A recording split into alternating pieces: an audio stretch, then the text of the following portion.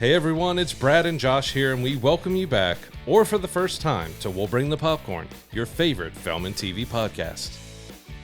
On today's show, we're going to be reviewing the latest horror film, I Know What You Did Last Summer, and we'll also be giving our thoughts on Season 4 of The Bear. So we're going to kick things off this week talking about Harry Potter. So the new Harry Potter series, regardless, kind of how you're feeling about it right now. And it has been 20 years since the first one came out, 20-something years, isn't it now? It feels like it hasn't been as long as it actually has been. And it still feels like, do we really need a reboot already? But, well, too late. It's filming. We have our first looks at Harry in his robes. We have Nick Frost as Hagrid in his full get-up. So it's underway right now. We won't see it until 2027, though, so the first season won't drop until 2027. But the good news is they're filming season 1 and 2 back-to-back. Yeah. They're going to be 6 episodes each, and doing it back-to-back, so that should hopefully mean once 2027 hits, we're going to get one every year because they're going to be a little bit of ahead now. And, of course, you're dealing with kids and how quickly they can grow up and everything. But we also got some set photos that showed the Dursleys and showed some 90s era clothing because the books were set in the 90s, so it looks like they're going all in on making sure that it is still sticking to the era that the books were written. But I'm hopeful that it's going to be good. Like 6 episodes a season for the first 2. They said they could expand it to 8 for the later ones because they get a little more meaty and everything else. And you would think or hope that they're an hour plus each at 6 episodes. Because, I mean, it's a weird thing to think that the movies were 2 to 2.5 hours long. And you think, oh, a season's only going to be 6 episodes. But it's much different when you're doing a TV show compared to a movie. You're stretching. You're taking a lot more time. So hopefully they're not cutting themselves short on doing just 6 episodes and still feel like it's missing something from the books or missing something in general. Yeah, and one of the things that I can appreciate it does feel like, I think they've reiterated, each season is going to be one of the books. So season 1 will be Harry Potter and the Sorcerer's Stone, or Harry Potter and the Philosopher's Stone if you live anywhere else outside the U.S. I don't know why there's a difference between the two, but whatever.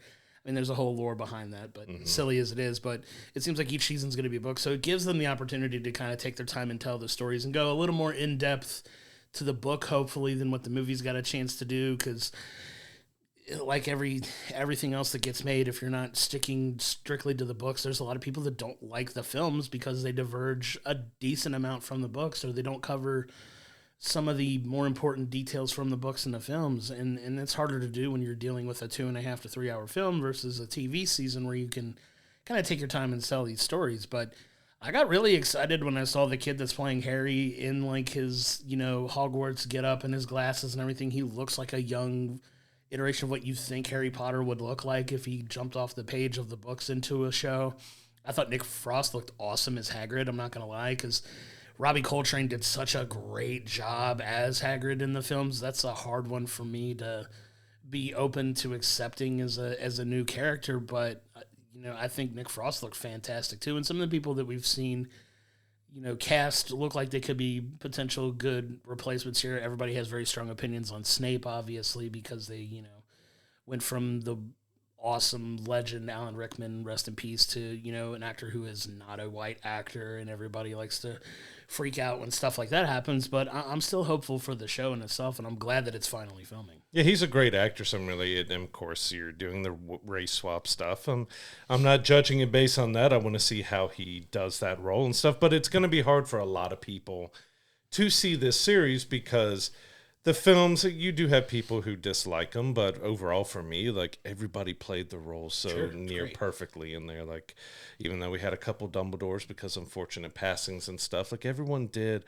so well bringing those characters to life. Some were changed a bit more from the books than, some people would like, but I enjoyed, like, especially Alan Rickman was a perfect Snape because he had just his normal draw and how he spoke and how he did everything. And, Daniel Radcliffe and everybody, he was Harry Potter to everybody. So it's going to be really hard for people to look past the movie cast to give the TV cast a try. But I'm looking forward to see what they do. I don't know if we exactly needed the reboot already, but I'm looking forward to see if they do give us some new things. If, there's a big controversy over the the stairs and Hogwarts doing the shifting thing and not being exactly like the books, if they're going to go back, because we don't really know what other changes with the story they're actually going to do. Are there things that they change for the film that they're going to change back, or are they going to even go into a third different way? Well, the book's like this, the movie's like this, we're going to go in this direction with it. We don't really know what they're going to do, but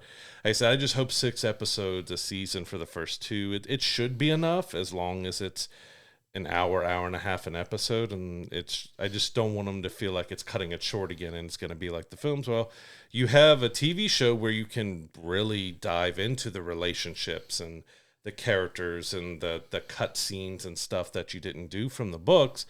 But if you shoehorn yourself into only 6 episodes and like, well, you did exactly that the films did just across 6 episodes, I think it's not going to leave a lot of people happy. Yeah, we'll see how much further in depth they go. They're going to have more time. I can't imagine they're going to be short episodes. I imagine they're going to be an hour-long episodes each. That's the hope. I mean, that tends to be the way most of those types of series go on HBO anyway. They tend to go about an hour. Could go a little over, could go a little bit under, depending on the episode and what they're trying to do in that short period of time that they're going to dive into that story. But I'm excited to see what they do with it. They're investing a ton of money into this, so you got to think, you know, with something as important as Harry Potter, they want to take the proper care and give everybody a really good take on this story that everybody loves. Because like you said, whether they feel differently about the movies because they're so into the books, it's a multi-billion-dollar franchise. So, you know, it's not something to take lightly and mess around with too much. I think they're going to, you know, dive in and do a good job with it. I'm pretty confident. And as you said, I really like the idea that they are going to keep 1 book per season. That it makes the most sense when you have 7 books to go through, and especially to get longer as you go on. Hopefully they don't split the last season up into multiple seasons to make you wait like they had to do for the films, because that would have been a 5-hour film if they didn't. Hopefully they keep that 7th book will be like 1, maybe 10 episode season or something to get it all done. But yeah, I'm looking forward to it. I want to see what they do with this. Most of the new casts that we've seen look like they would fit the role pretty well. I really want to see how John Lithgow does his Dumbledore, because, a lot of people know his comedic acting from so many different TV shows and comedies that he's done, but he's done quite a lot of serious stuff too. Conclave, and there was a horror movie he just did as well. I'm really looking forward to see how he kind of blends his humor with the more maybe serious role and stuff. Just really want to see how he takes on Dumbledore, and hopefully he's able to make it through the whole season, because it's not something to talk lightly about, but I mean, he's starting it in his 80s. Like, it's going to be interesting to see if we are able to get him through the entire series. Yeah, we'll see what happens, but they're off to a start now. They're getting ready to really dive into filming here now that they've started, and they're full speed ahead. So I'm excited to see what happens. Sucks that we have to wait until 2027 for it, but I couldn't be more excited to see it when it comes out, and it's definitely one that we'll probably do a weekly watch along at that point in time, and I can't wait to dive in and talk about that world and start comparing things. It's gonna be really fun to do for sure. And we'll see how much it can keep under wraps with how things are different now from when the films were done. It's hard for them to keep sets private and quiet, especially what they're doing. But they also mentioned, which I want to throw in real quick before we move on, they've already said they're building a school for like the next 10 years over there to make sure the kids are able to get their education, still learning. But it's great, but I mean, those kids are going to be worn out, because they talk like, all right, during these hours they have school, then they have to film, you sleep, get up, school, film, sleep. So they're already learning the hardships of life very early, of how to balance life, work, school, all of that at once. But it's good that they're making sure there is a priority, that they're able to, all the kids are able to learn, because you think with extras and everything else, you may have 150, 200 kids that'll be a part of that series. So you've got a lot of kids to have to worry about. It's not a small undertaking for sure, but hopefully they'll all figure it out, and we'll get to see how that turns out for everybody. I'm excited to see the development of that. I do want to take us now into the DCU, which, Superman, hats off to him. We raved about how much we love the movie in our last episode. Go into our archives and check that out. But now we look to, what, as we do with everything, is what's coming up next for them. And one of the things that we've been talking about is the second Batman film, the Robert Pattinson Batman film. It feels like it's never going to be made, but now they've got a script submitted. It feels like DC's very happy with the script so far. Like they've, got their hands on it, and, the first draft, they seem to be pleased with the direction it's going. So hopefully it's going to be around sooner rather than later. But, aside from that, everybody wants to know what's next for James Gunn's DC, but it feels like we're getting a fast-tracked Wonder Woman movie at the same time. Yeah, it's going to be really interesting. Everyone, of course, what everyone feels about Gal Gadot and how she did as Wonder Woman. We only got 2 films out of her. There's supposed to be a 3rd film, but that kind of got lost in this whole change over to James Gunn. But they feel strongly about the script enough that they're going to be fast-tracking it, so everyone's talking about cast now. I want the actress who was Bix in Andor. I think she would be really fantastic in it. She's worked with James Gunn before. They have a working relationship. He does like to hire and put in people that he's worked with before, so you don't know if that might give her a front-runner position with that. But it's going to be really interesting to see how they handle Wonder Woman, because James did say when they're talking about all these different projects in the DCU, they're not saying that they have to stick to a certain way. So Superman was bright, colorful, like kind of big, over-the-top films. See, not everyone's going to be like that, even if it's, Wonder Woman could be darker, could be this or that. Like, they're not telling them that they have to be this way so that we keep all the films in a singular tone. They can be their own thing as long as it's right for the character and the story that they're telling, which is good because we're getting Clayface, which they're moving into filming here soon, is going to be a rated R body horror film that's going to be vastly different than Superman was. So it's good that they're not telling them, well, we can only be this way because we want all the films to feel the same. So it's going to be really interesting to see what they do with Wonder Woman, if they go younger, if they go a little older, exactly what they're going to do with that. But it's kind of good. Like, we're getting Superman, we're getting Wonder Woman. He said they're still working on Batman. Like, Batman Brave and the Bold is going to be the next one, kind of after Wonder Woman, or the one that they're kind of working on the most. But they're having a little trouble figuring out exactly the story. Of course, if they're doing the Brave and the Bold, that's a little bit different point in Batman's life than we've kind of seen before. So it's going to be really interesting to see how, not only if they do Batman in a different tone when they bring them together, how do they work all these different tones into a single film? Because they have said it's going to lead up to a Justice League film. There's going to be other team-up films and stuff that they do as well. It's just going to be really interesting how they bring all those characters together, hopefully after they all have their solo films, unlike the last iteration of this universe. Yeah, when they threw them all together after like 2 movies, and you were supposed to care about these characters who have their own deep and rich backstories that you never really got the chance to explore. But what I like that he's done so far is not taking all these characters and doing another origin story. You're taking these characters as already established in their world, and everybody's aware of the fact that they exist, and they're not coming out of the light and doing that. So I think doing like a Batman Brave and the Bold would be a good place to jump in if you want to tell that type of Batman story where he's already well into his career. Like you mentioned, the brighter tone for Superman, it's probably going to be a darker take for Batman, because a lot of Batman stories are darker, less on the campy side and less on the, things of that. But you could set those tones differently, and they can work together in a way that makes a lot of sense when they have to come together to face the threat, because you can have like a more lighter-hearted Superman kind of, poking a little bit of fun at the moodier, more emo-type Batman character. Like, you could have some fun with that. Like, oh, do you need a hug or something? Like, you seem down, man. It's not that serious, bro, or something. Like they can have some fun with it. But yeah, I'm excited to see the direction that they're going now, because the fact that they don't have to stay as one note or similar to the other films that they do kind of gives them a chance to stand on their own merits, which I like. And then you give them an excuse to come together, and I'm looking forward to whenever that opportunity comes. But I know people are chomping at the bit to get Batman in here, because Batman is one of, if not the most central character in DC that's not named Superman. Like, he's like, if it's like Superman and Batman are the equivalent of Captain America and Iron Man. Like, they're kind of it's the 10 poles of DC. Yeah, like, you've got to do those characters right. Yeah, and obviously casting is a big part of that. I've seen 20 different names thrown about as to who the right DC Batman could be, and other people are openly lobbying to try to get it, and we'll see who they wind up casting. But That's going to be a big one for sure. It'd be interesting as Alan.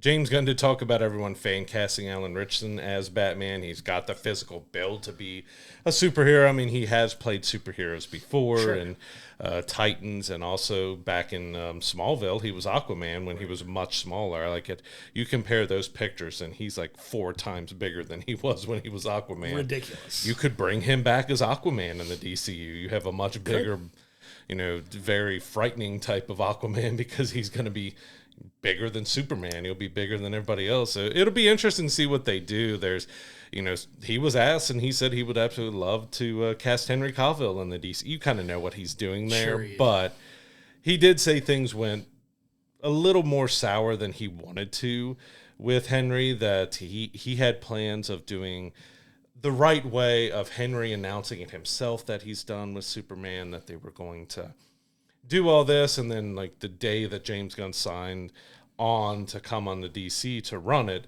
Warner Brothers just straight up told Henry he's done. So they handled that really roughly. So he said, I would love to have him. Like, could we see Henry Cavill come back in DCU as Batman? That'd be crazy. That'd be the craziest turn of events. He does have, he has a looks to play just about anybody, but if you look outside of Superman, he would probably do a pretty good Bruce and a pretty good Batman, especially if you're going for a little bit older Batman now with the Brave and the Bold story. It would be an interesting turn if he ends up coming back and being Batman. But I have a feeling if he does do anything in the DCU, it's probably going to be something a little smaller in the background maybe, or just a one-off where he shows up here and there. Because, he's got 300 other projects going on right now, but you also got to think there's got to be a little resentment, some issues from what he went through with DC before. Imagine him just showing up as Clark Kent's cousin or something. This is my other cousin. Like his other Kryptonian cousin, which would be funny. But General Zod.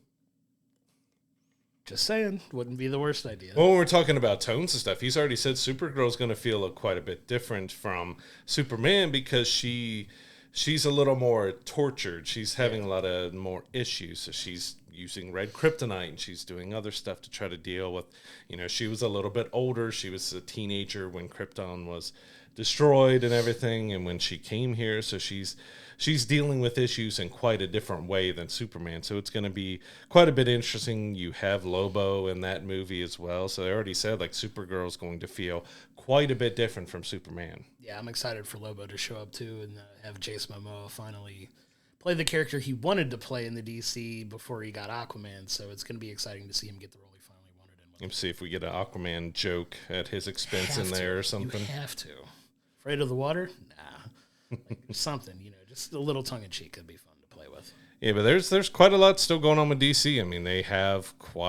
They have a 10-year plan, so they have quite a lot of stuff in motion, but James has said they're not going forward with anything unless they feel really good with the script. They don't want to greenlit anything until they've seen a finished script and they feel good about it, because we've already kind of seen one issue because they had the Sergeant Rock.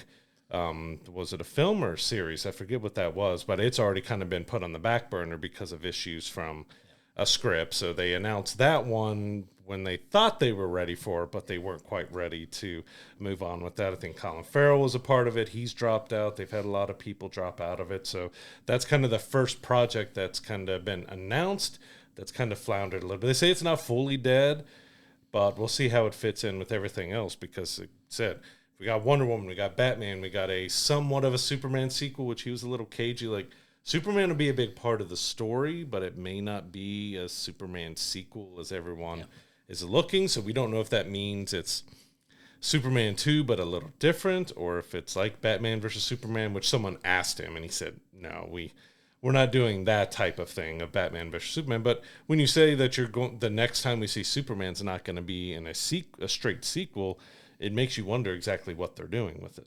Yeah, and you wonder just where he's going to show up and what the story is going to be. But yeah, I'm excited to see. I'm excited to see what they do, because I'm glad that they're taking the time to, really digest scripts and make sure it's a feel and it fits what they're wanting to do before they just go on and push it out. Because I think that's what really plagued DC before, was a rush to keep up with Marvel instead of taking their time to tell their own stories. And I really think had they taken their time a little bit and not rushed what they did, I think they could have been more successful. So I like the tack that James Gunn's already taking with it and taking his time, making sure it's a satisfactory script. Because say what you want about James Gunn, I think he knows good scripts when they show up on his desk, and if he gets involved in it, I think he knows how to make a good story. So I think him really wanting to give his seal of approval on stuff before it gets made, I think he's earned the benefit of the doubt there. Yeah, I mean, he's had some misses in his career, but especially when it comes to comic book stuff, he's done fairly well. I mean, the Guardians of the Galaxy series from Marvel is one of the most popular of what Marvel has done in the last 10 years and everything else. So yeah, it's going to be interesting to see exactly what we see. Like Peacemaker is going to be the next one up. That is going to be that kind of oddity in here because it existed in the old DC. Now it's the season 2 is going to be in the DCU, and they're mixing things together. We've already seen like Hawkgirl and Guy Gardner showing up in the next season. They say there is an importance to what happens in the Peacemaker story to kind of what's going forward after this. So it's one of those, all right, they're tying the old with the new, because we also know like Blue Beetle is supposed to continue on in the DCU. So they've got a few loose ends from the old DC that's still around here, because we don't know if season 2 of Peacemaker is going to be it, and that's kind of done, or exactly where they're going. But hopefully their 10-year plan works out well for them, and we actually get some solid introduction of these characters before we go into the big mashups and team-ups, because it's the biggest thing that hurt like Henry Cavill's Superman, that we got Man of Steel, went directly into Batman versus Superman, which was never a Batman or a Superman movie. It was a weird mashup that was okay. And then you went into the Justice League, so he didn't really get all that much time to be Superman, to tell different stories of Superman. So that's what we're hoping that these characters get, is time to tell their stories right. Yeah, and the time will tell. Like you said, they've got a plan, and we'll see if they stick with it and execute it. We'll see what comes out of it. And so I want to move us on to our next story, which is a little odd and interesting. It is a Christopher Nolan film, but they put tickets on sale for the 70 millimeter IMAX screen. There's only 19 around the U.S. I'm not sure where else they may have some of these screens, but they put them on sale exactly 1 year in advance, and they already sold out. You got some people trying to resell them for up to $300 a ticket. I think the closest location to us is in Indianapolis, which is not a terrible drive if we wanted to try to do that, but it's just weird that they decided, well, we're still filming this movie right now. Well, let's go ahead and put the 70 millimeter IMAX tickets on sale. The hype around this film is something I haven't seen in a long time, as far as just general hype around a film that's not like a superhero property, really. Like there was some very big hype around Oppenheimer as well, which is obviously Christopher Nolan's last film. Mm-hmm. But the hype around this, just knowing, I think it's a combination of director who's made multiple billion-dollar movies at this point, which he has. He's one of the preeminent big box office directors at this point. The cast that's in the movie, like the names that he has attached to this, everybody, is insane. And then you have a story that virtually anybody who went to school and read anything knows. In the Odyssey, like the Odyssey is one of the stories that literally everybody knows the story. Even if you don't remember the bits and details of the story, everybody's heard of it. So he's kind of bringing this tale back to the big screen, which, it's not the first take of the Odyssey, obviously, but it's his take on this story. And the hype around it is just insane. Like you said, they put it on these IMAX screens a year in advance. They all sold out super quick. The hype around this is insane. How often do you, outside of a superhero movie, know of people looking forward to a trailer for something as much as they were looking forward to the Odyssey trailer? Like, that got leaked and blew up and went viral on the internet before it even made it in front of a movie. Yeah, did it help Jurassic World Rebirth out because it was leaked and told that, hey, we're gonna do this teaser in front of this film? There were some people I saw online that said, I literally bought me a ticket to go see the teaser trailer for the Odyssey, and then I left before watching Jurassic World Rebirth. Which is insane. That's ridiculous. That is crazy. The movie. But that goes to show the very real hype around this film. Like the fact that people are willing to do that just to see a glimpse of a 30-second teaser for a movie that, like you said, is literally still filming right now. they're not done with it. It comes out in a year. Like they should. I think they're wrapping up production on it. Yeah, it's supposed to wrap up in around August, like first, sometime second week next of August. month. Yeah, and like it's close to being done. But the fact that the hype is that real for it, they're showing a teaser this far out. It's sold out of theaters, like in the IMAX screenings already, at least. Like fast track, bold statement. He might have another $1 billion movie on his hands based on what we're seeing. Like the trailer was awesome. I'm excited for, that, even if it just had 2 of the actors really that are in the film in the teaser, like it's going to be crazy and I'm here for it. I say it is wild that you put out a teaser before you're done filming and you put tickets on sale before you're done filming. We know it's Christopher Nolan, but this is a story that no one, I think, really... Wait, Christopher Nolan's taking on the Odyssey? Because there was a lot of rumors, it's going to be a fighter pilot movie that he's doing, or we had talked about helicopter movie, a few other things. There's a lot of rumors and rumblings around it, and he's going to the Odyssey. Like, I think it's almost that same type of, Christopher Nolan's doing Batman, as with Christopher Nolan's doing the Odyssey. Because, this is an epic tale that everyone learned about in school. Now, there's, mini-series that were done over it and everything else, but... to have someone of Christopher Nolan's caliber taking on the Odyssey, it's got me hyped. It's got a lot of people hyped. Like he's doing a big fantasy epic. You could call it a fantasy epic. Sure. It's taken back in time and everything with it, with all that. But it's like Christopher Nolan's taking on this type of film that we really haven't seen him do before. So everyone's excited. We don't know maybe if IMAX had a little hand in that too, because he is filming, I believe, the entire film with IMAX cameras on this, and we saw, it's going to be interesting, we saw the reel for Oppenheimer IMAX. They said that was like the largest IMAX reel that they've ever had, and that clocked in at 3 hours. They put out a temporary time of like 2 hours and 40 minutes or something for the movie. It's not done filming, so it hasn't been edited, so you don't know how long it's going to be, but you expect that could be 3.5 hours potentially. It could be a very long movie, so there's a lot of hype around it. Like it's Christopher Nolan is one that you have seen, like he's our modern day Spielberg. Like when you hear that Nolan's putting out something,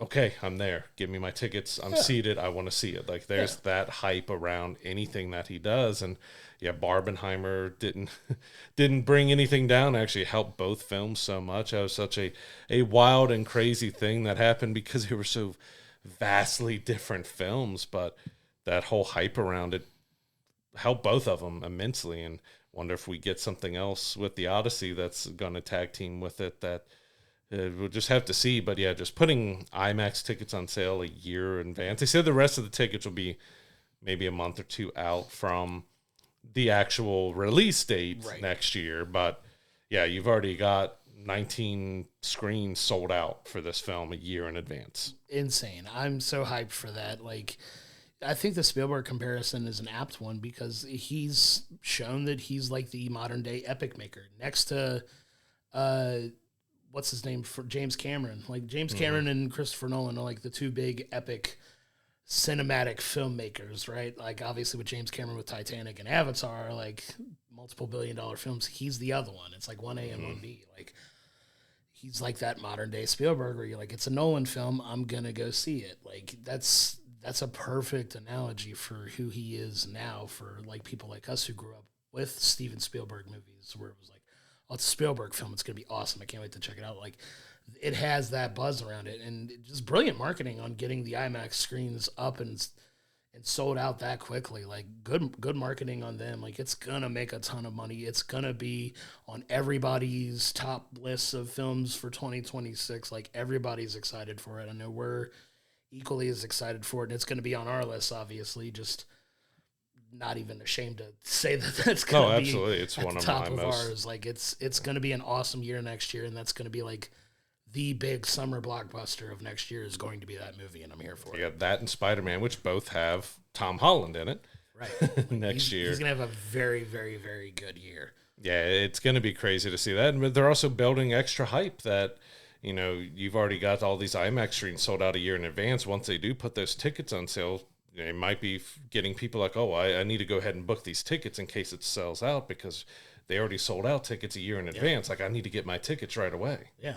I couldn't agree with you more. I do want to move us into another story, and it's going to have 2 things that I think if you ever would use them in a sentence, I would call you a liar. But we've gotten word that Leonardo DiCaprio is putting together a live-action series for Captain Planet.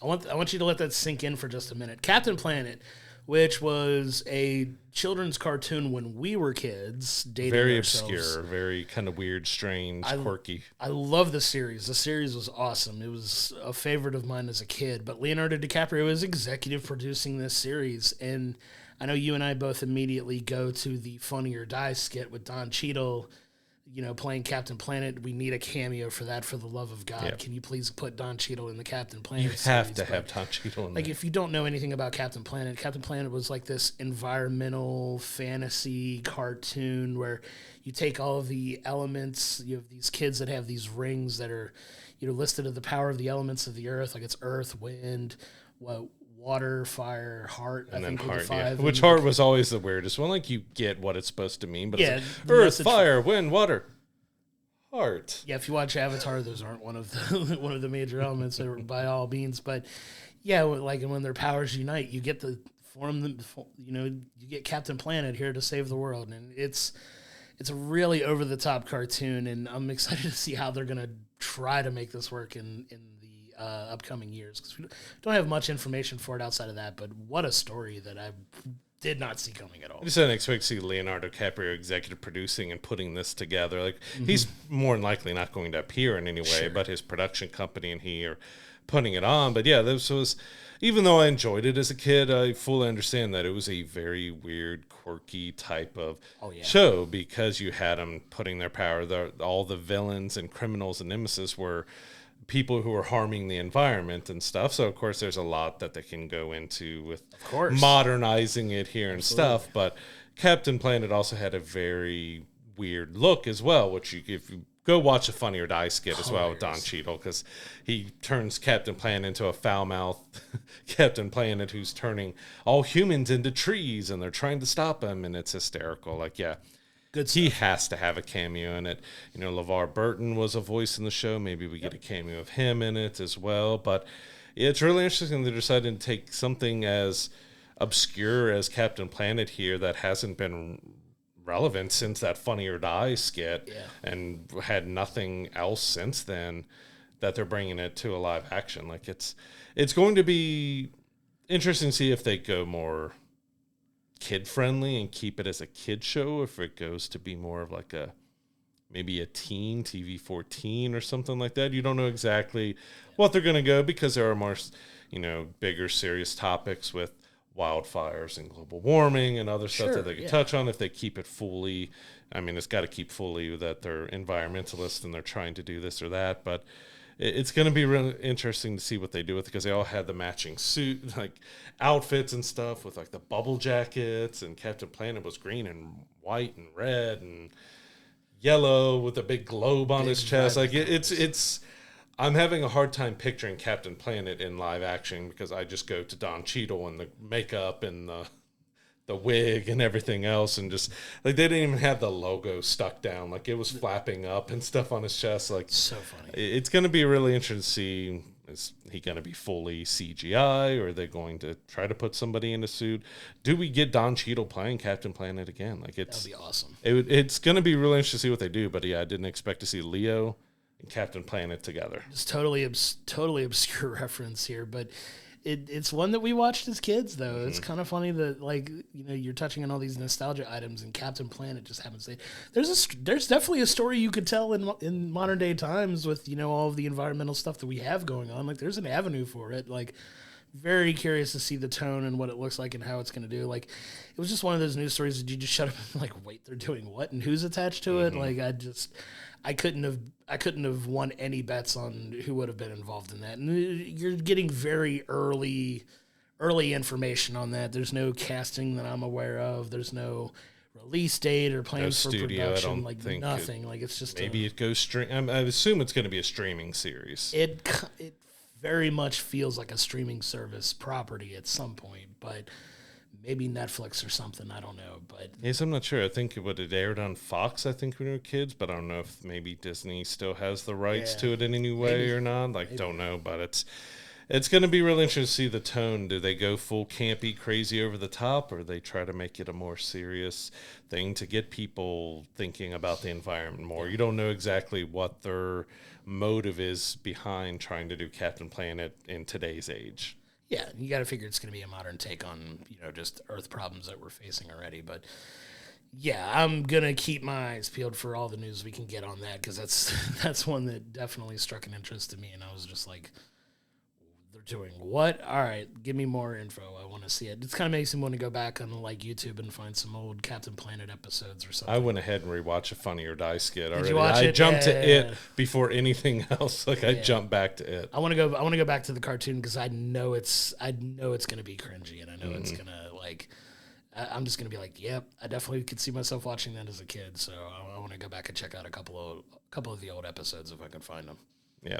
So our last story I want to talk about, it's crazy to think it's been 13 years since Carl Urban did his Judge Dredd movie, that a lot of people loved, and it did okay, but not enough for it to spawn off sequels. There's been fan movements and everything else. Like, please give us that Dredd sequel. Get us Carl Urban back. He's been in pretty much every big franchise now. He's the guy you can count on to be a part of thing. Busy boy. You've seen our socials have been sharing the Mortal Kombat 2 trailer. He's Johnny Cage in that. He's been in Lord of the Rings, Star Trek, all that.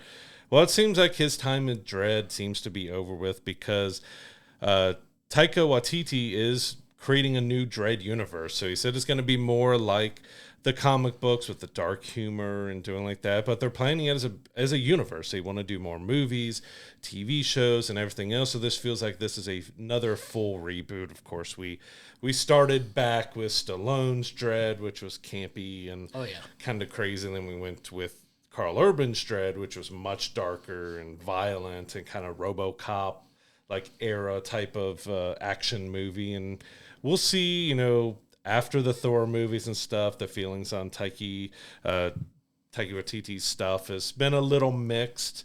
So we'll see exactly how people take to him taking on Judge Dredd. Yeah, I really enjoyed the Carl Urban the Dredd film. I'm a little bummed he's not going to get to follow up on that, but that guy is in literally everything. I think he's going to be just fine if he doesn't come back to this. But the Taika Waititi element of this is very interesting, because he has soured a lot of people based on, especially the way Thor: Love and Thunder went, and how he, kind of took it one. I think a lot of fans think he took Thor one step too far in that one, just based on don't get me wrong, Ragnarok, absolutely brilliant. I think that film saved Thor, but I think Love and Thunder just kind of took that and was like, oh, you found that funny? Well, we're going to ramp up the humor on this. And it just didn't hit the same way with a lot of people. And it was really kind of a sour note for him in a lot of people's eyes for his films. But I want to see what he does with this. If he gets to take the ball and run with it, do we get a full universe if the film doesn't work? Like, we don't know, but there's some meat on the bone there for some really interesting stories, because Dredd is one of those really interesting characters that you can do a lot of things with. I'm curious to see what direction he goes with it. Yeah, you got Drew Pearce, who wrote Fall Guy and Mission Impossible Rogue Nation, is writing the script for the film. So you've got a pretty solid writer who's done some good films and some fun, even though Fall Guy didn't. I think Fall Guy is one of those that people just didn't give enough of a chance, that I really loved and had a lot of fun with it. It was over the top because it was supposed to be showing you the behind the scenes of, being an action star and a movie star is supposed to be a little bit campy. It's going to be really interesting, because you talk about, the Judge Dredd comics are very dark and violent and graphic, and you've got some dark humor with it. But, Taika Waititi can be a bit over the top with his humor. He can do dark humor stuff, but he can be very over the top. So how is he going to marry that and bring it to a level that works for Dredd? Because if he goes to the same level as Love and Thunder, then a lot of people are going to be upset with how, Dredd is handled in that way, because it's supposed to be dark humor, but not that over the top. And I agree. I enjoyed Love and Thunder, but when you have Christian Bale being a villain and you have the Jane storyline with her cancer and everything, you could have mixed a little bit of humor, but it really needed that darkness. It needed the dramatics, because you got such a good actor in Bale playing a very dark villain, and you have Jane's storyline that is very dark and sad, but it was all made light and humorous and funny and stuff. Like, he needs to go back and make sure he's balancing that correctly, because if he doesn't, then this Dredd universe is going to end with one film. Yeah, I mean it's a lot riding on it. We'll give him time to kind of see what's up with it, but I don't know who he's gonna put in because Dredd's one of those weird characters that, like, for the bulk of the movie he's wearing a helmet too, so it's like you don't have Pedro Pascal.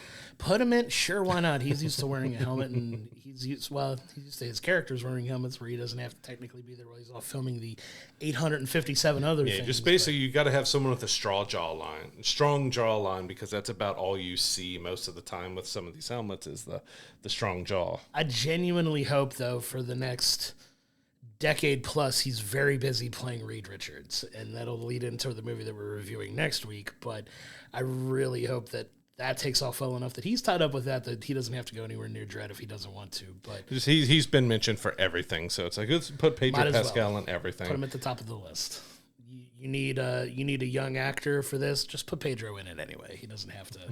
He could play a college kid at this point, and I think we'd all buy it. But yeah, that man can do no wrong. But it'll be interesting to see who they cast in it, the type of story they're going to tell, because I almost want to see, like, some younger actors get a chance to really take off and build a new generation of action stars that I think we're really on the cusp of needing right now, because they're banking a lot on a lot of these guys that are into their 50s and 60s in some cases, like a Tom Cruise or a Jason Statham, who's, not a young man anymore doing, like, these type of high-profile action films. I mean, good Lord, we were just talking the other day, like, Jackie Chan's in his 70s now.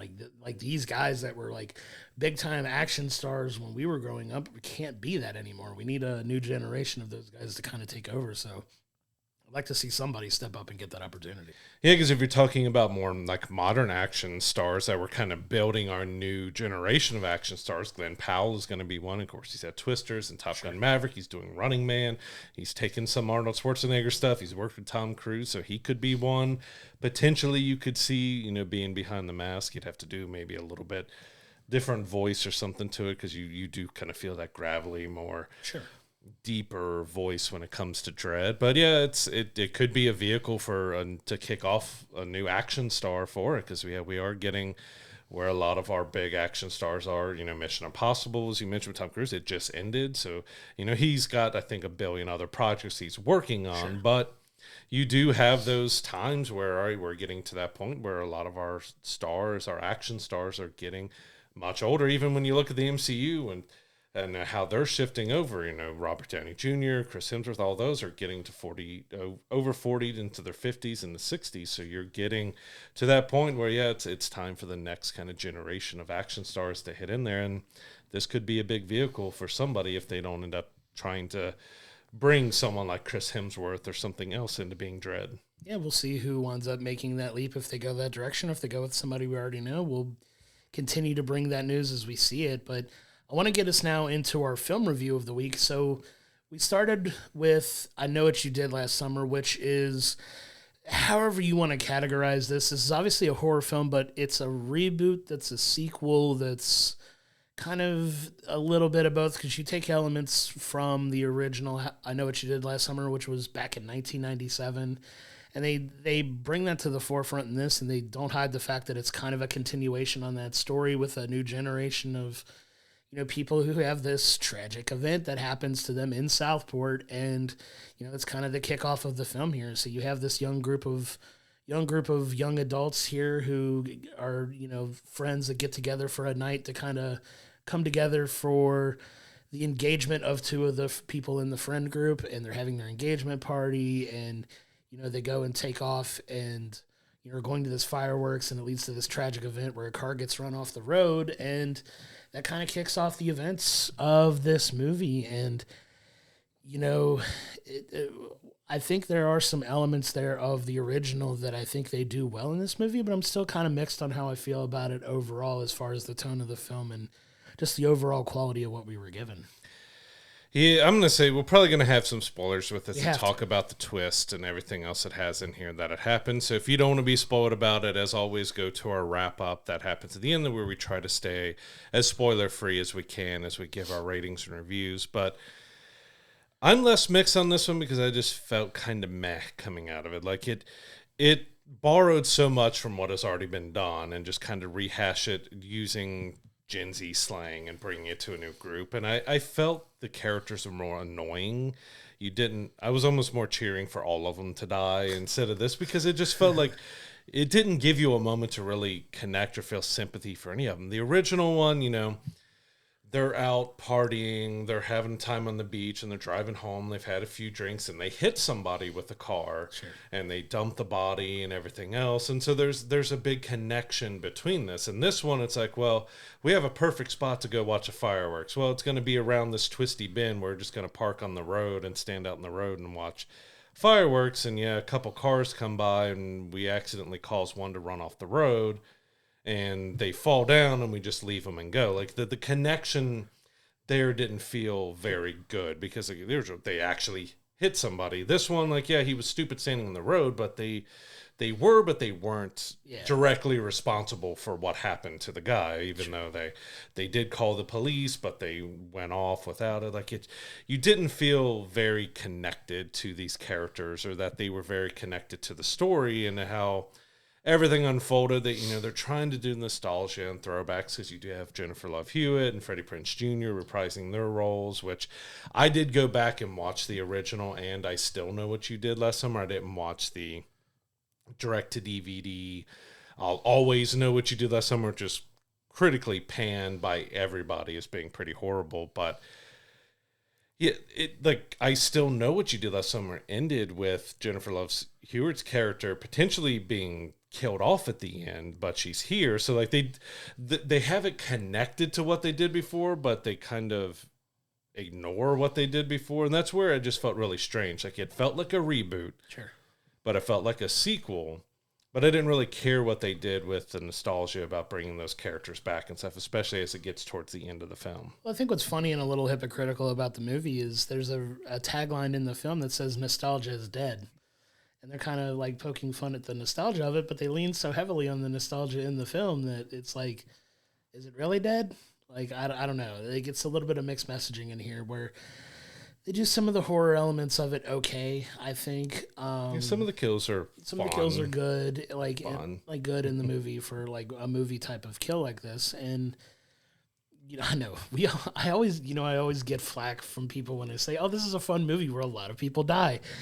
I don't have those types of issues, I swear, but it's fun in the sense like you're going along for the ride on this, and it's a fun ride. Like, it's gruesome and like things like that. Like, these happen in the real world, obviously terrible. Like, don't get me wrong, but it's like I got a lot of flack for Final Destination. I'm going off on a little bit just from people that were just like, you call that film a lot. There was a lot of gruesome violence in that movie. I was like, but it's fun, gruesome violence. It's that campy, over-the-top movie. Yeah, it's entertaining. It's inventive. I dig it. We don't find enjoyment in people getting killed. It's about what it brings to you on the screen, creativity, of how it's creatively done, if it's enjoyable to watch. If it's not, that's where some of the horror films lose me, because they go so dark and gruesome with the kills that it's like, I can't watch this. Like, there's a respectable element of that too, where it's just like, okay, this is what you're going for. It made me uncomfortable, which I know is your intention. So good on you for bringing it through and getting that emotion out of me. But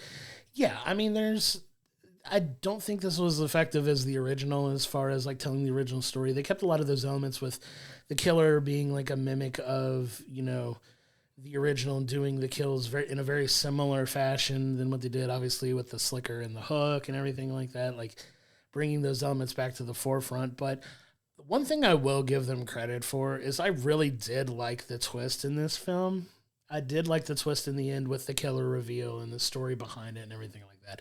I dug that. That one was neat for me, even if it felt kind of obvious if you were paying attention. Like, there wasn't a big, like, oh, I can't believe they went and did this direction. Like, you kind of felt it coming. Like, it didn't surprise me when they revealed who was behind the the whole ordeal or whatever. And I still think they did a good job with that. I think they did okay with it, even if it didn't really blow your socks off. And like, it was a neat twist. I still think that the twist was. I was very mixed on it because of how you can tell size-wise who was the one doing most of everything. And that it's supposed to be this other person with them, but like that other person was physically it never looked like they were. Like, we're going to go into spoilers with it, because you have a male and a female who end up being the killers here. We won't like say exactly their names, not go that big spoiler, but there's some deeper connections with. But I never felt like the female, from looking at all the different kills and stuff, was ever the one wearing it, because when she did finally wear it at the end, it was big and it was baggy, and you could tell that it was never really her. It was the guy who did everything. And I didn't really like the motivation between the twist with the guy and how he was the one doing it all, because he was upset about this and that. But it just didn't fully gel with me after all this time. The motivation was a little weak for it, but I get where he came from. But I think if you paid enough of attention to the connection between the two characters who were involved in it, it makes sense. Yeah. So I get it. But it does very much feel like the guy was more involved in it. There were a couple times where I could tell it was the girl that was involved with it, especially with some of the female attacks that were going on, and not necessarily the male attacks, because it wouldn't have looked realistic, because the girl that was involved was very much not of the same build as the guys, and they had to look a little bit more believable with the guy taking on the guys. So I did kind of notice it a little bit, but it was okay. Like, it was just okay. Like, I don't think they were breaking any new ground here.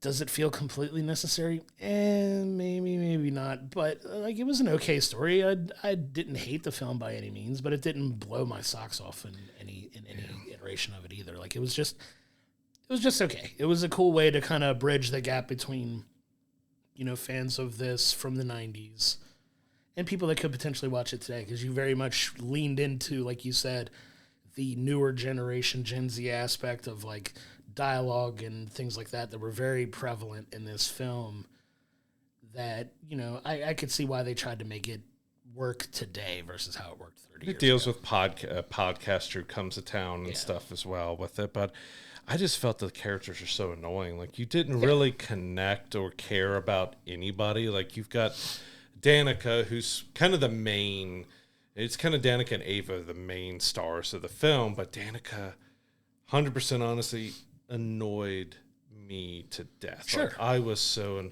like, someone dies close to her in the movie, and then the very first thing that she really says after, do I keep up with my skincare routine? Like, I get it's supposed to be tongue-in-cheek, but the way she delivered everything in this whiny kind of tone voice was just, it got under my skin after a while. And it was also the part of the story. Like, you get her in the beginning, she's engaged to somebody, and then that happens, and then, well, now we're kicking off the bridal shower, but it's not with the same guy, and she's with somebody else, and then everything with her just felt so, like, annoying. Like, they didn't really know what to do with her in a way that we're just going to have you be, and she's clearly the Sarah Michelle Gellar character in this version, but after going back and watching the original, her character was nowhere near as annoying or over the top as Danica was in this. Like, she was very highly annoying with everything she did. Like, just way crazy emotional. She was very Gen Z, very just crazy, kind of over the top type of character. And it did not work for me with her being, especially something with her at the very end that I talked to you about right after the movie. Like, yeah, how did that happen? Like, no, she wouldn't be, no. Like, I did not care for that character at all, and it really soured me on the film, because she is pretty much the main character outside of Ava in this film. So, like, if your main character annoys the living crap out of the audience, that's not a good thing. Yeah, I couldn't agree more about Danica. I really wanted to like Ava in this as well. Like, I really did. You kind of felt like she was going to be the more Jennifer Love Hewitt-esque sympathetic figure in this film, and there's times where it is, and then there's just times where just like, no, I think I kind of want her to die too. Like, Danica's your main focus girl in this, but the one thing that really annoyed me about her in this is one scene in particular, and this is a spoiler, so I have to spoil one element of it to kind of make sense for why it really bothered me, the writing in this. When you have her engaged to one character in the beginning of the film, and then you get your time jump and she's engaged to another character. The character that she's engaged to now dies, like, gets killed by the killer, but really early. Like, it's one of the first deaths in the movie, but like not even a day or so later, if that. I don't know. I wasn't paying that much attention to the time dancing around. It feels like it all takes place within like after the year time jump. It feels like it's maybe a week, if that. Like she's back in bed with the other dude, cuddling up and like talking on it. Like you were just emotionally devastated about this guy, but now you're like, it just really annoyed me. Yeah, I get that's kind of supposed to be her annoying, prissy, pampered character, but yeah, just pretty much every aspect of her character annoyed me. Like you were about to be married to this person, supposedly the new love of your life, and then like they're dead in a very gruesome manner, especially with the way you discover the body in this, and you're so emotionally distraught from this, and you're immediately going to like seek comfort in this other person. Like that meant nothing to you. Like you let him get in bed with you. I'm like, come on, man. I get it's a movie, but like it just really like irked me for whatever reason, and I don't know why. But it was just like, really, like you're gonna have her make that decision? That's a terrible decision. And it did a lot of standard horror tropes that, okay, they break into a building and then the killer shows up, and they can't. Every single door they go to is locked. They can't get out, but then they finally open a door and get in, and they run upstairs, or they get trapped by something. Like, how could you not just like two of you lift that off or something else? And it used so many different horror tropes. Like I get it's supposed to try to stay in the vein of the originals and stuff, and the originals didn't stick to stories so much. Like you have the guy who was, killed in the first one, shows back up in the second one. He's back alive again. He gets killed again. He showed up again in the third one. Like it didn't fully stick to reality on stuff, but I just didn't feel like there was anything that it did new or special that really warranted the movie to be made. Like it acted like a reboot, but it's not a reboot. It's a sequel, but it did nothing to really carry itself as its own new thing to maybe set up a new, and it clearly is trying to set up more movies after this. If you stay for the mid-credit scene, you can see what that's all about, but it just tried to stick to the formula so closely that it didn't really have its own identity other than all the characters being annoying, that you didn't really care that if they all died, okay, they all died. Well, let's talk about that just briefly, because you mentioned that like it's meant to do something more. Like, are you supposed to care about the characters that make it out of this film? But your mid-credit scene goes back to a couple of nostalgia characters. Like it's like what are we doing here? Like, is it a sequel that's all nostalgia, or is it a reboot that's trying to bring you into a new direction? That was the last point I wanted to make too. It was just like you get to this mid-credit scene and it's characters from the previous movies, and you're just like, why? What are we doing? You're teasing something moving forward with them, and it's just like, okay, that's fine, whatever. Like, at that point, I was kind of just like, okay, I'm glad this movie's done. We can come in here and we can talk about it and we can go over it. But man, it felt so unnecessary. Like you said, like it was fine for what it was, but it wasn't. If you're looking for this to break some kind of new ground, you're just not going to get it. Like it's just. Yeah, and I'll be honest, since I went back and rewatched the first and the second one, I had so much more fun and enjoyment going back. And even though, like I said, that one is from our era, and we watched it when it came out, and it was right there along Scream and everything else with us when that first came out. But I feel like they did so much better with the story and the characters and the sense of dread and like horror aspects of them, and all that just felt like it worked so much better in the original, and with this one it just felt like we're kind of doing the bare bones basic just to make it tied to what it was before, but we don't know if we're a reboot or if we're a sequel or exactly what we are. It didn't really have its own identity. Yeah, and I want to point to one thing before we go into our wrap up here that just really annoyed me too. The girl that plays the lead in this, who plays Danica, she's kind of becoming a more well-known actress. She's kind of showing up in some more things and kind of doing it, and good for her. She does a fine job playing the character that she plays in this film, but she made like a really silly comment in some of the media about this film that just kind of irked me, where she said the line, "I know what you did last summer, walked so Scream could run." I want to say one thing perfectly clear. As much as I loved I Know What You Did Last Summer, the original, when people talk about their favorite horror franchises of all time, I Know What You Did Last Summer very, very, very rarely makes anyone's top 10 list, and Scream makes virtually everyone's. Mm-hmm. There's a reason that became a franchise that's made 6-7 films at this point, and this is just the third or fourth I Know What You Did Last Summer, if you count the DVD one as well. Like, this is technically the fourth, but nowhere near the franchise that Scream became. Like, let's make one thing perfectly clear there. And Scream was much more successful. Like, it hasn't been perfect with the reboots from, like, Scream 4 and everything, but it was able to continue on and do some new things and change things up a little bit while keeping to the formula much better than this one was. Maybe they'll do better in doing a sequel to it, but yeah, it just felt like it's a reboot, it's a sequel, they didn't do so well. And I will say there was one cameo that wasn't mentioned or talked about, which they were able to keep secret. I'm not going to reveal who that was, but I really enjoyed that sequence. Like, I thought that one was done really smart. The other cameos with having Jennifer Love Hewitt's Jamie come back and everything, or Julie James.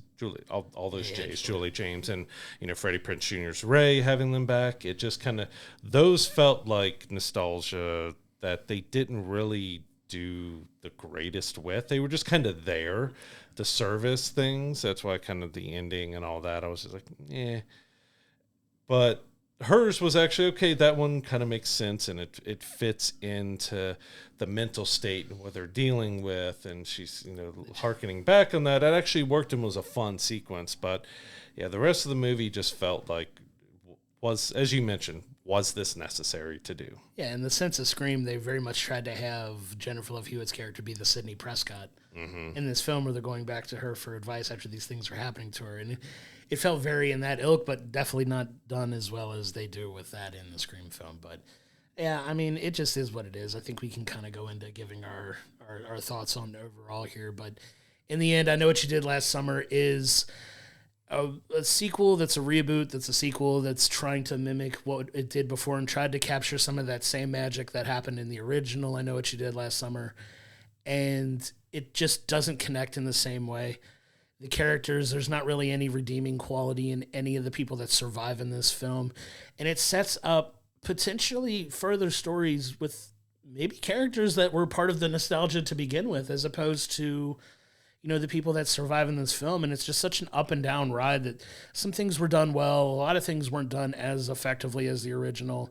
And it really didn't break any new ground for me. For this, I'm giving it a 5.5 out of 10. It's not a terrible, terrible film, but it's not that great either. So it's just kind of all right. And I think it falls in that 5.5 range for me. I'd like to give it a better score. The twist in it was, I think I'm a little bit more positive on the twist in the film than you were, but at the end, it still doesn't redeem the film for me. So for that, I have to give it a 5.5. Yeah, I'm giving I Know What You Did Last Summer, this sequel reboot thing, a 4.5. Like, I didn't really feel that it was a necessary film. Like, it tries to lean on the nostalgia big time, but it's trying to create something new, but it never really has its own identity. It's just kind of more of the same, which could be fun if you actually cared about the characters. Like you said, there was no redeeming qualities about any of these characters. You were more kind of cheering, all right, they all need to get their comeuppings, instead of like cheering on anybody to survive, because they all felt like they were kind of just so people. Like, you didn't really care what was going on. And yeah, I didn't care for the twist as much, because I got it, but I just didn't care for it. I didn't think it really worked. And of course, it stuck to so many standard tropes from other horror films, but also just kind of by the numbers of what has been done before. So it didn't really offer anything new or interesting that I really cared for. So when I left the film, I was just feeling like, it happened. It's there. It's not something I would probably watch again. Like, it was kind of disappointing, because I do enjoy the first two. Of course, everyone forgets about the third one. I was hoping that they would try to do something a little new and different and move it in a different direction, give a solid twist and maybe some better kills. But when you don't care about the characters that are in it's a horror movie, you don't always have to care about it. But if you've got a group of people and you're trying to tell a story that's all about their struggles and their issues with something that they did wrong, I never really cared, because it didn't feel like they cared at all. So yeah, in the end, I'm giving it a 4.5. Yeah, I mean, they tried to make an updated telling of the story, and they really didn't update a whole lot. It's unfortunate. I mean, go check out the movie, form your own opinion on it. Come to our YouTube comments, come to all our social media posts, and let us know if you think any differently. But yeah, I mean, I Know What You Did Last Summer is in theaters now. Go check it out. Let us know what you think. If you think we're on par with this, if you think we missed the boat entirely, tell us what you think worked for you. We'd love to have that conversation, and we're always open to talk about it. But yeah, this definitely feels like a bit of a letdown film, and definitely not going to be anywhere close on our top favorite films of the year. So it is what it is, and we'll keep the train rolling. There's a lot more movies to look forward to this year, but I don't even know if this is going to be one I go back and revisit anyway. Yeah, I don't think so either. And of course, we got Weapons and some others that are coming out later this year that'll probably make everyone forget that this kind of even came out. But I want to move us into our last review of the show, which is The Bear Season 4. So we kind of got the end of Season 3, kind of felt like it ended slightly abruptly. I do feel like, I'll go ahead and say that I enjoyed this season because we got a lot of the moving forward, the emotional impact. We got these characters finally dealing with things, but it does feel like a season 3B. Like it does feel like this is the second half of season 3 more than a season 4, with a potential season 5 being the end of this series. The actors are all contracted through season 5, and with how season 4 ended, it does feel like we're moving to the end of this series that I have absolutely loved and enjoyed. But yeah, going into season 4 here, we are dealing with the restaurant is kind of on its last legs here. We get Unc and the computer coming in and putting in a clock and saying, this is when our parachute runs out. This is when we're basically out of money. Like, the restaurant review came in, it wasn't very positive, that all of Carmi's changes all the time of changing the menu every day. Like, there's a lot of issues that they all have to work through. But what I love most about this season was kind of Carmi, but everybody's journey. Like, everyone is finally dealing with their issues, their problems, their emotional just faults and everything. And you're seeing finally that growth that we've wanted to see with these characters in a while, but it's done in such a kind of a smart, beautiful way that we got, Carmi's finally realizing that he's doing stuff wrong, that he should be leaning on Sid some more, that he needs to see his sister's baby and be more involved with his family, that he needs to forgive himself for things, and that, just there's such emotional growth that happened in this season that was just so well done that I really enjoyed the season. But I say that saying that it's more of a 3B than a 4 is the only real knock I'm going to give on this season, is that 3 and 4 are basically telling the exact same story, just kind of getting the end of the story that they started with season 3. Like, it's one of those weird things to me that it just didn't feel like a completely new thing that you normally get with a new season, that you're continuing stories on, but you normally get something else. This is more of just capitalizing on what they started in season 3. I actually don't agree with that take at all, honestly. How dare you? I really don't, because what you want moving from season to season is continuation of a story, right? You want to see this growth in these characters, and we get that in spades in season 4. I'm not going to lie. I came in just a little bit apprehensive on what they were going to do, because I feel like in season 3, they got a little bit away from that character development in a lot of ways in this, and there was some of it, but you got that in abundance in this season, and it was so well written. And I'm going to step out on a limb and say that this season may have 1 or 2 of my favorite episodes of the entire show so far in this season. And if they don't get nominated for Emmys next year, there's going to be something wrong, because they were superb episodes. And I want to say, for me, my 3 highlight episodes on this were episodes 4, 7, and 9.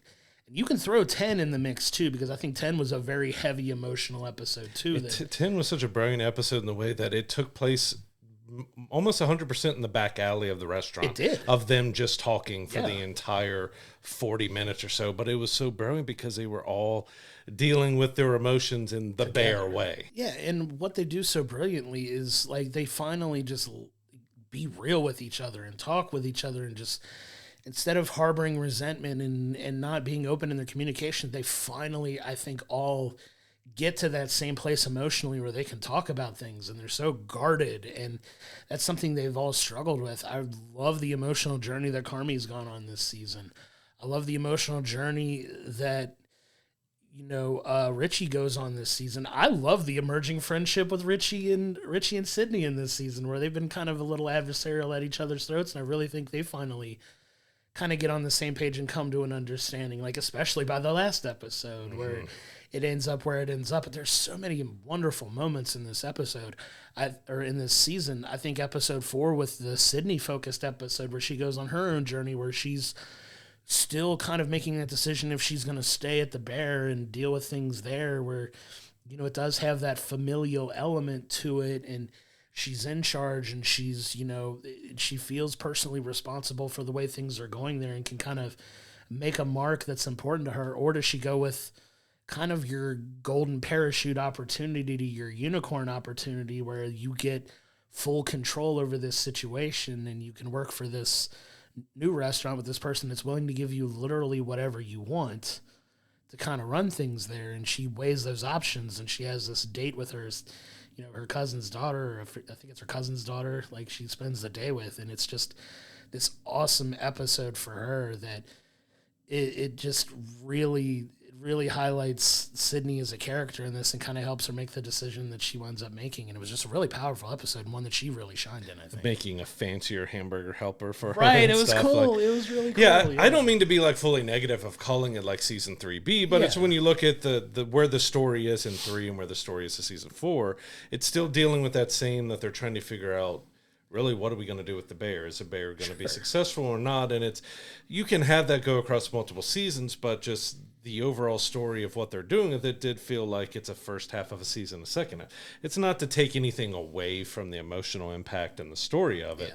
It just felt like it was more closer together than the other seasons have been when it comes to the journey. Because, you know, we do get John Bernthal's Michael show up, but it was like the first episode, and we don't really see him again. And we did get another fantastic episode with Jamie Lee Curtis as the mom of her and Carmi, and we will have some more spoilers and stuff in this, but that was really great. Of that, well, the main episode where she gets the Emmy nom for, because it's her and Carmi dealing with their problems and their issues, and she's laying out all of her emotions. Like, that's the biggest thing with this season, is it's a journey for all of the characters to finally deal with healing, about dealing with their issues and their problems with, you know, his mom admitting that she was a bad mom and she wasn't there, she needed to be, and how sorry she was. And, you know, Carmi admitting that he hasn't been running the restaurant in the way that it needed to be, and maybe his passion isn't there for it anymore because that's all he's really ever known, and that,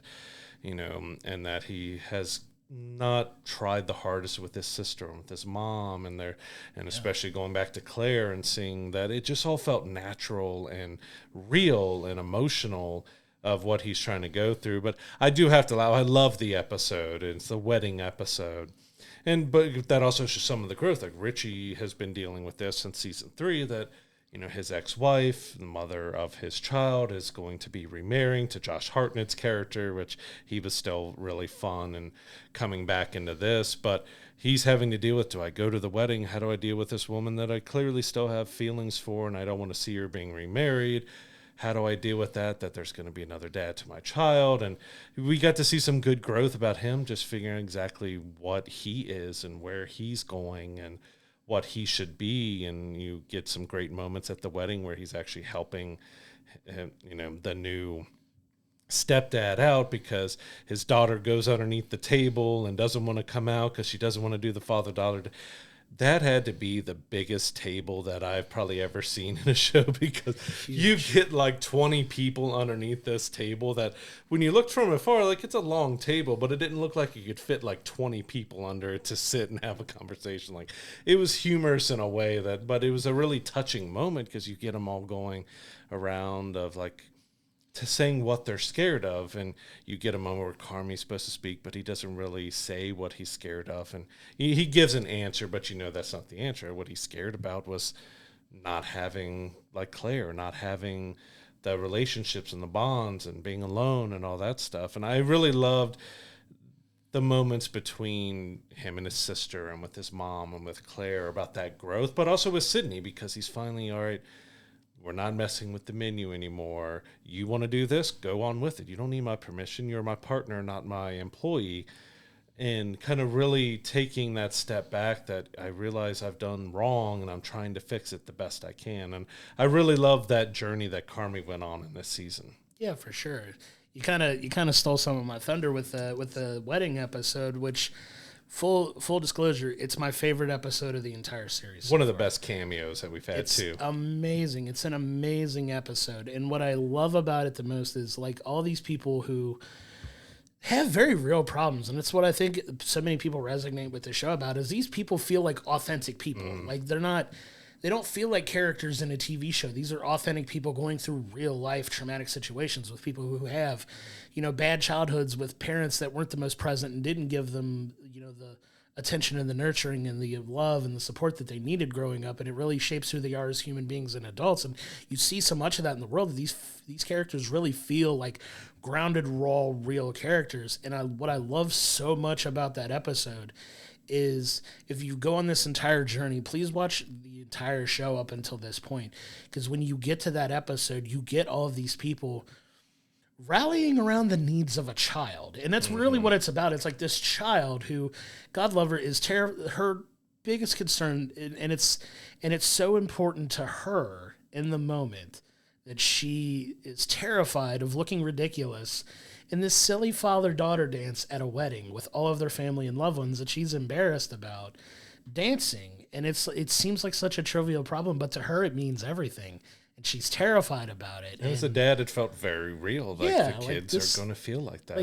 Like you take a step back and it's like, okay, a little girl with what seems like a silly issue, but to her it means everything. Like it's a very real fear and problematic for her. And you see all of these characters kind of not only put aside their own petty squabbles to come together for this kid that they all love. Like they all love this little girl. It's Richie's daughter, obviously, and everybody loves the girl. But then you get this, it sparks this real wonderful conversation amongst them where they're all kind of opening up to help her, and by helping her they kind of help themselves too, to kind of talk about real things. It was therapy underneath the table. It literally was therapy under a table. It was a familial therapy under a table where all these people start talking about their fears and, just being introspective and having this. And it's kind of symbolic of the journey that they're all on here. And it's so brilliantly written and well done that it's just like, this is what The Bear is really about. Yeah, it's about a restaurant, but it's about these very real people who, all have this same love for food and this restaurant and, all this stuff. But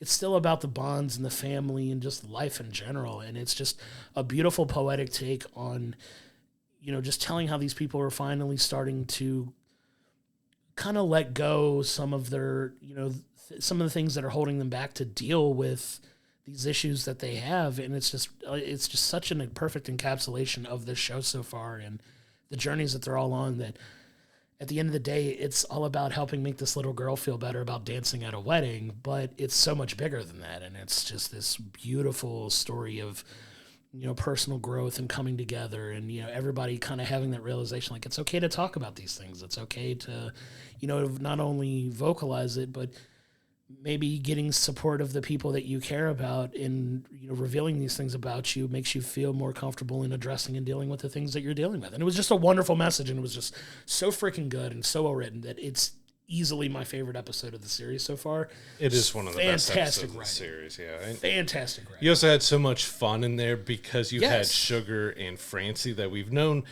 We still don't know 100%, but we got a little bit more clarity on it.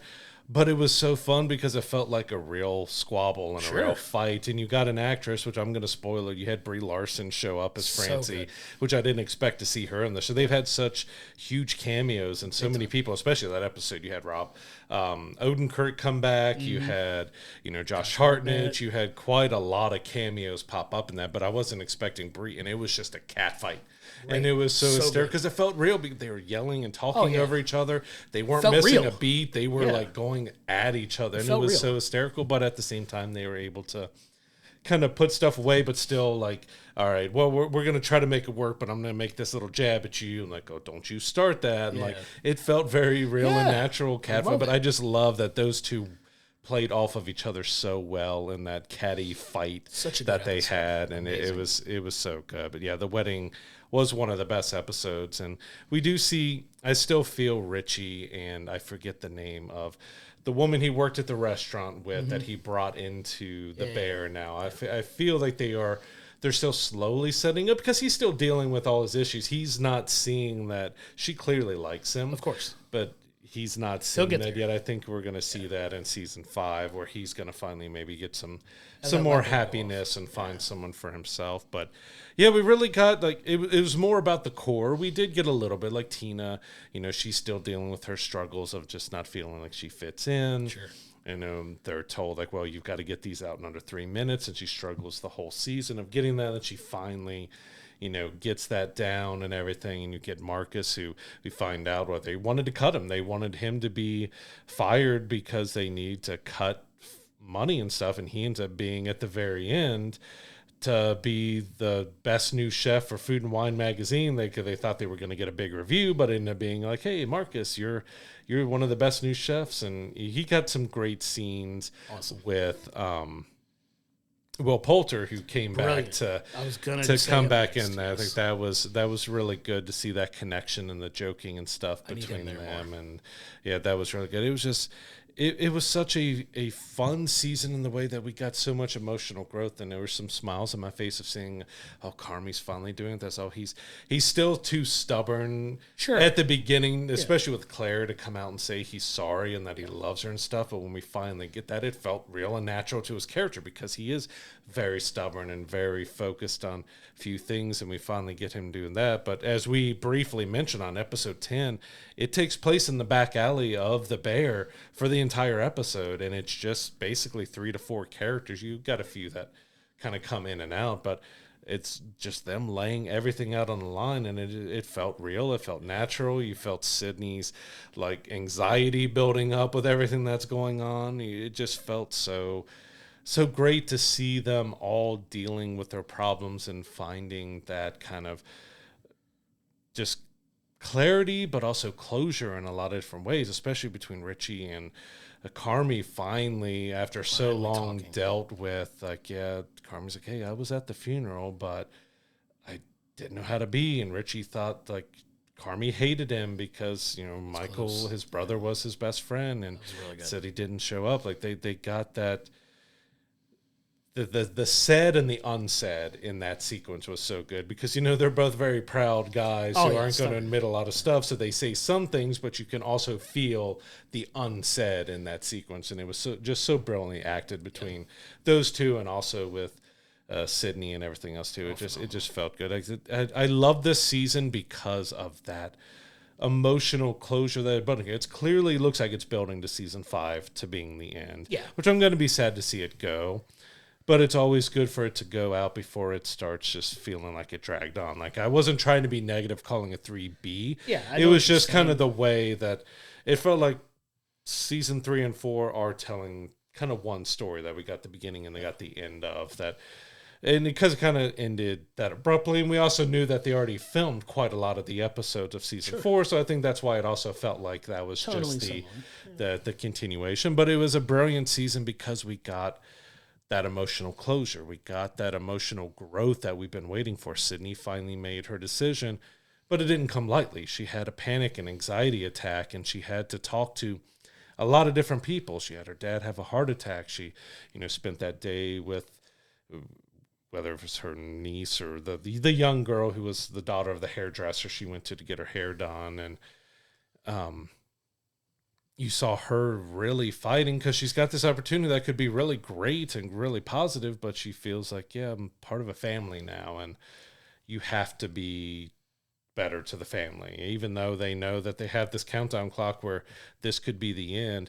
I do feel, and I hope that's I want the cheesy ending. It does feel like the one thing that's going to save the Bears to get the star, and that if season 5 ends with them getting the star, and that's kind of our happy positive. But it does leave us in an interesting place to see where exactly does Carmi's story go from here, because it ends with him making a decision that maybe he doesn't want to be in the restaurant business anymore. Maybe he wants to do something else and move on. It's going to be really interesting to see what Carmi's journey is in season 5. Yeah, because he's on this journey of finding who he is outside of being a chef. Like, he just doesn't know, because it's all he's ever dove into, and he doesn't really know who he is outside of that. And you'll get that journey for Carmi in season 5 for sure, but I mean, everybody's being set up for some really cool journeys in season 5 too. Like I said, Will Poulter was absolutely fantastic in the limited time that he gets on this show.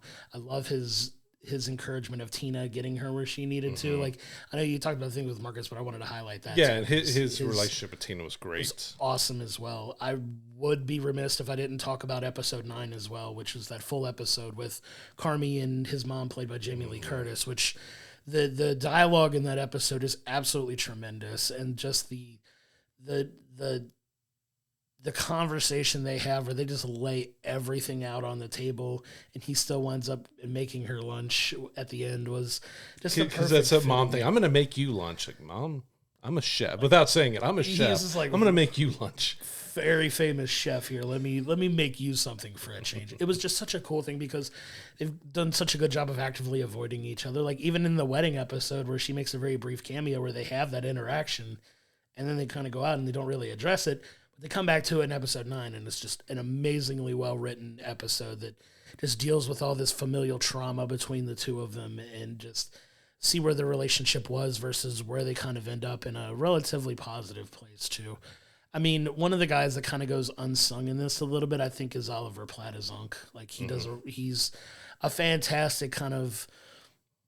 You know, he does a really good job in the role that he's given. He's going through some stuff in this season. He's going through some stuff, too, and I think he does a great job that he doesn't get a lot of the praise that a lot of the main actors get in this show, but he holds his own when he's there as well. And, you know, you end this season with that clock hitting 0 and you see what the future of the Bear is going to be in season 5 and how they resolve, you know, where they run into running out of money. Because there's some threads that they could definitely explore in season 5 if it's going to be the last and see what they got to do to ultimately save it. And that's kind of what they're setting up to try to do by the end of season 4. So I'm very excited to see where season 5 goes. If this is going to be the end, how they wrap everything up. Yeah, as you said, like it looks like Ankh, he's having to sell his house. It looks directly related to he probably had to put his house on the line for the restaurant, and he's kind of losing his house and having to downgrade. And you see he's really struggling. Like the computer's going in and handling most things with everybody while he's pacing in the alleyways or sitting in the car. I still love that. There's a side story that they're kind of setting up, which will probably be much bigger in season 5, is that the beef is doing outstanding. Like they have got the bear, but they've still got the beefs being sold, and it's doing so well that they're looking at what other business ideas it can do with it, and it comes down to they think they're going to franchise. And I love that scene where Computer finally hears about the franchise idea, and he really loves it, and Ankh's waiting for him to get in the car, and he's trying to tell Ankh, and he's just laying on the horn, so funny. Refuses to listen to him. Like, hey, I'm trying to tell you something that's a big business thing for you that's going to help us all out, but you don't want to hear it, and he's just laying on the horn. Like, get in here, we gotta go. Get in here. Like, yeah, he was great, especially the wedding scene about, Richie's ex-wife who just got married. You know, he's saying, like, I felt like with us and Richie not being together anymore that I was losing the family. And it's like, once you're a bear, you're always a bear. You don't gotta worry about losing us. Like, once a bear, always a bear. It was such like everyone got such an emotional connection in that episode. But this whole season, like it was just so really well done from the emotional growth aspect. That's what you got out of this season was the emotional growth of these characters. We got them moving to an endpoint, and yeah, it was just so really well done. And I have to say that I didn't realize the actress who played Sugar was Chris Elliott's daughter until she was doing an interview, and they were talking about like, what cameos would you like to see in like season 5? It's like, well, I'd like to have my dad in there. I'm like, wait, your dad? Oh, your dad's Chris. Do they just have him come into the restaurant and say, let me mix this up with my strong hand or something, and like do a joke like that? I would love to see him make appearance, but I didn't put 2 and 2 together until I saw that. Then I watched this season, I'm like, oh yeah, that's his daughter. Yeah, because I remember her being on SNL and they included it there. Like they talk about it from there, and I was just like, man, how brilliant would he be on there too? Just like a side character making an appearance for something. But yeah, just fantastically written show. Like I said, I think, in my opinion, for the tone of the show and the perfect encapsulation of why I love the show so much is all laid out in episode 7 of this season. Like, go watch that episode. Come tell me specifically what you love about that episode, because if you're a fan of this show and you don't feel that way about episode 7, I think you're kind of missing the point of what the show is really about. And it's a perfect encapsulation of everything they've gone through and where they're going to. It was kind of like that that flashpoint almost kind of episode where it's just like it's coming to this point and now we're shooting off into now we're all going to start healing and dealing with our issues finally, and it's just an absolutely phenomenal written episode that just it encapsulates the spirit of this show. It's just so freaking good.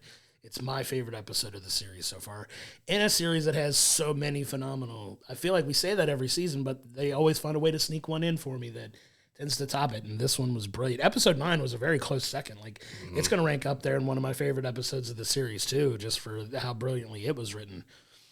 I'd say it's on par with the episode with her and Sugar last season with the bond they had at the hospital while she was delivering the baby, and then this episode that she gets with Carmi here is just unbelievable. Jamie Lee Curtis, man, crushes in this role. Like, it's so good. It probably is my favorite thing she's ever done. Yeah, she's been so incredible in this because she gets to be such a very raw, nasty at times because of kind of the very woman flawed. She is. Very flawed woman from flashbacks to that. But yeah, she's two incredible stellar scenes between the hospital birth scene and then the scene with her and Carmi. But you also got the bear actually got some...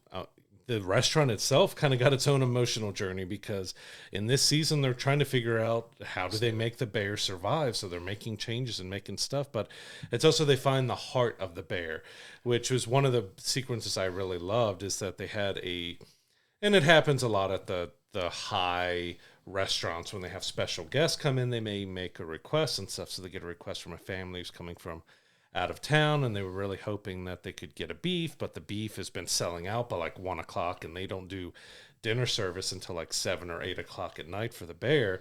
So they were able to provide and bring out, using one of the blue trays and bringing out a sandwich with, I love that Carmi and Richie fight over simplest stuff. Like Richie is trying to bring the tray of the beef out to the people, and Carmi's like, give it to me. No, give it to me. Yes, no, give it to me. So he could like cut it up and prepare it in a Michelin star type of way. And then Richie's like, okay, yeah, thank you. But the whole sequence of they get it out there and you get him showing the beef and with the experience outside, with the reviewer and stuff who's sitting right next door seeing it, you're seeing the heart of the bear being formed, an emotion that as much as they now realize their family is everything to them, that the kitchen is a family now, but also realizing the restaurant is a family. They've got to treat people like they did when it was the beef, that your family when you come here. So yeah, they go outside and they've made snow for them and they have all that scene. Was like it gave the bear heart. It gave it emotion, so that the bear is about family and heart as well. And it just didn't have that yet until now that they finally realized that the bear needed heart to it to survive, to be something that was so good. But it popped in my head about Carmi and Richie fighting over the beef and how it was going to be plated and sitting out there.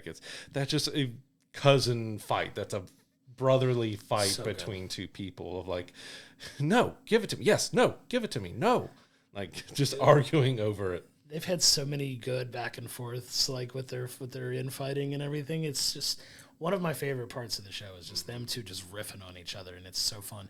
And you really get a heavy dose of that in episode 10 when they have their moment too, and it's such a good ending, man. Such a good end to a season that has me really excited for what could be the final season of the show.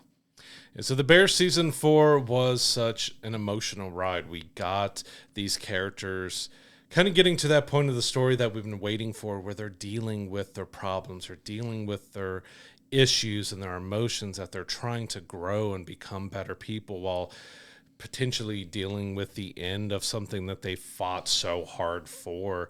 I'm giving the Bear season 4 a 9. Like, even though I said in the beginning that I felt like it was the second half of 3, it's not a knock on it. It just felt like that. It felt more like these two were one whole season because of what went on. But season 4 just gave us such great emotion. Another great episode with Jamie Lee Curtis, and all of the characters just really got a good moment in here where they really got to express their emotion and their feelings and find that kind of growth, where we do feel like we're moving into season 5 being the end. I don't want to see it end, but I just love that we've gotten to that point where that true growth that feels natural has happened. And it was a beautiful story that was told this season. Yeah, I can't disagree with any of that. I'm going to give it a 9.5. And the only reason I don't give it a 10 is while it does have some of my favorite episodes of the entire series so far, it has one or two episodes that are kind of, I hate to use the word filler, but less consequential episodes that do still, in a way, kind of move the story forward a little bit with what they're telling, but didn't have enough juice to them to really push it to a perfect season. But man, I want to say that there are 3 to 4 episodes of this that are all Emmy-worthy, phenomenal storytelling episodes that really highlight what I love so much about this show, where it's one of those that you could throw it in the drama or the comedy category, and it would fit very well in each. I still think it leans a little more towards drama than comedy. It should be in drama. Because when it's funny, it's very funny. Like, it is a very funny show, but it's so much more in the drama category for me, because you're dealing with real life people with real life issues, and that's how they're written, right? Like, these characters just feel so authentic, and they finally are, getting to the point where they can finally open up and get healed and become the best versions of themselves. And you feel them really finding that motivation this season. And it's just so brilliantly written that if next season is the final season, I'm so glad that they have a point that they can jump off to from here, where they can really not only try to save the restaurant from the very real financial situation that it's in, to also becoming the best versions of themselves to help save the restaurant. I think is going to be a really interesting season that they can write, and hopefully give this the positive ending that I'm hoping for all these characters. Whether or not they all stay at the Bear or not, that may not be necessary for the end story they're trying to tell if these people really want to get to the place that they're at. But man, such a good season. This is one of, if not the best show on television right now, and for good reason. These guys all get nominated for awards. Take what you will about awards and how you feel about them, but these guys get the love that they get, and they're all taking off on their own careers. And I'd love to see that, because you see these guys all showing up in bigger films and bigger feature projects and becoming bigger household names because of the show, and that just goes to the testament of the quality of the writing and the quality of the performances that these actors give. And it's just such a good show. If you haven't watched it, you really are missing out, because in my opinion, it's one of the best shows written today, and it's really rising up my list of favorite TV shows of all time. Like, it's really running up that list for me. And if they stick the landing in season 5, it could work its way into the top 10, maybe even top 5 TV shows for me personally. Yeah, The Bear and Shrinking to me have been some of the better ones that we've had over the last few years, of the newer shows that are within their second, third, fourth season and stuff. Because like The Shrinking gave us a very emotional last season stuff, which if Harrison Ford doesn't win something for his performance in that season of Shrinking, and I feel the same that Jamie Lee Curtis should win something again for this, just because she was so good. And it finally gave us an emotion, because you could say through 3 seasons we didn't get any movement with Carmy on actually kind of dealing with anything and dealing with his emotions. You still got him making the same boneheaded moves that he's kind of done, but he's a very stubborn guy from a very stubborn family, and you get why. And it was just so relieving and nice to see the evolution and the growth of his character, with it feeling natural and not making it feel forced.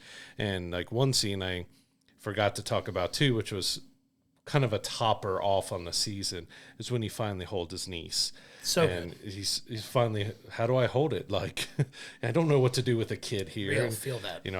He hadn't seen the baby since she had her and stuff, even though him and Sugar have had a decent relationship. There's still been tension between them, but when he finally holds the baby and standing in the kitchen with the baby and everything was just so good. Like, you finally see that he is growing as a person in every kind of different way. Like, he's finally realizing, I don't know who I am, and I need to find who that is, but I'm trying to be a better brother. I'm trying to be a better partner. I'm trying to rekindle this relationship that I want to have, that I hope I haven't fully ruined it. And like his that kind of final scene between him and Claire, where they both kind of laid it out, and especially the wedding, but everything else, like they're just kind of finally saying that they loved each other, and that they were scared, and that they're sorry, and all that was real and hard-hitting and emotional. Like, this is such a good show that if you haven't checked out, it is well worth checking out. You can find all 4 seasons of The Bear on FX and Hulu, which you can watch through Disney Plus as well. It is an incredible show. It's just so well acted, so well written. It's one of my favorites that I've seen. I'm glad I was able to get you to check it out, and I knew you were going to love it as much as I did. And it's a fantastic show. I love it. It's worth everybody's time. Please, if you've seen it, if you've watched it, come to our comments, talk to us about it, please. Like we would love to talk about this show with you and just how much we love it, and hopefully we could share that same love for you as well. But that's going to do it for this show. So our next show might be a day or two late. I'm going out of town for a few days. But on that show, we will be reviewing the Fantastic Four First Steps. So the MCU finally has the Fantastic Four in here. I'm really looking forward to see what they've done with that. But we'll also be checking out a sequel that's we never thought we were going to get. It's been 29 years, but we got Happy Gilmore 2 is going to be on Netflix. So we're going to be checking both of those out on the next episode. Thanks for tuning in, and we'll see you on the next one. To find all of the episodes of We'll Bring the Popcorn, go to our YouTube page, hit the like and subscription button so you're getting our episodes when they drop each and every Monday. If you're listening to us in the audio room on any of the podcasting platforms that we're on, please don't forget to give us a 5-star review. It really helps elevate the profile of the show. And don't forget to go to willbringthepopcorn.com, where it has all of our archive videos, all of our social media information, as well as our merch store, so you continue to support the show in that way. We cannot thank you enough for your continued support.